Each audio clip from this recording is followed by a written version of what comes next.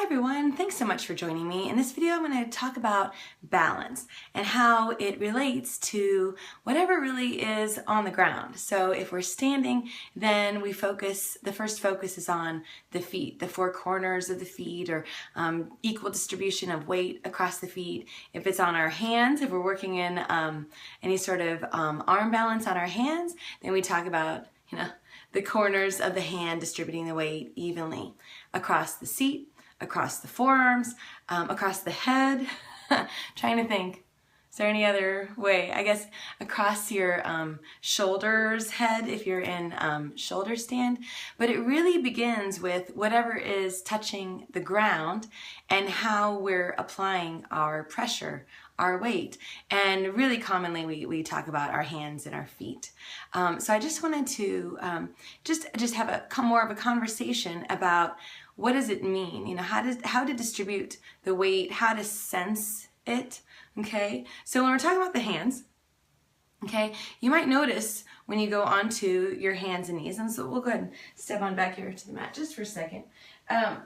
When you come onto your hands and knees, you might explore what are your habits? How do you distribute weight across your hands? And do you notice any impact up the arms, the shoulders, and the neck? So if you distribute your weight on the outer edges of your hands, okay, more around the pinky outer edge here, okay, then how does that impact the wrists? And then can you tell how that will impact, or how does it impact elbows, shoulders, okay? And then if you do it on the index fingers, thumbs, how does that impact wrists? What occurs with your posture? And since I'm here, I just want to show when on forearms, okay, we tend to distribute the weight so that the elbows flare out to the sides. So our body, again, is going in that outward down kind of energy rather than pulling it up and in. Same thing occurs with the feet. We tend to either roll in or roll out, okay, and it's easily seen, felt in the ankle, okay. We also tend to scrunch up our toes, clench, okay. If not clenching our fingers, we tend to clench here in our throat, neck. So we're trying to distribute the weight, okay, as evenly as possible across the balls of the feet, across the heels, without dumping at the arch, okay. So that would be rolling in. So trying to center the joints to keep all those channels open. When we're seated, okay, again, energy can just feel like it's going that way, okay, kind of out to the sides versus up and in. Yeah, okay, up and in. I want to make sure I was doing the right hand signals, okay, but always with a sense of length and purpose and space. So we want to feel intentional and strong and powerful and in control without gripping to that control, okay? So that when we have a sense of it's trust, it's awareness, but being able to distribute the weight with a sense of evenness, okay? Whether it's our hands, feet, head, forearms, okay? With that sense that we feel we're not just relying on what's in contact with the ground, we're in partnership with what's in contact, with what's connecting to the ground. And then that awareness travels.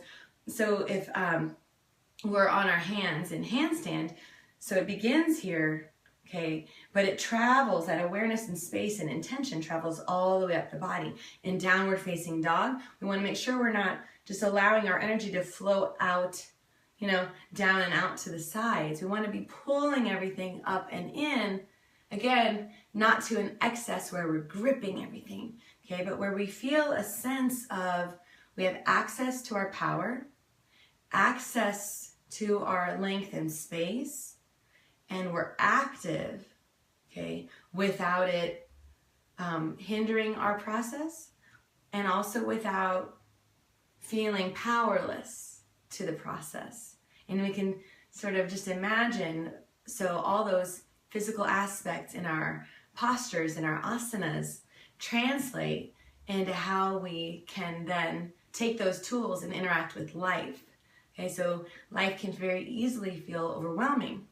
But if we have and we grow the tools and techniques to feel empowered, to feel that we can breathe amidst the effort, right? We can feel a sense of we're in connection to the ground, to our foundations, okay?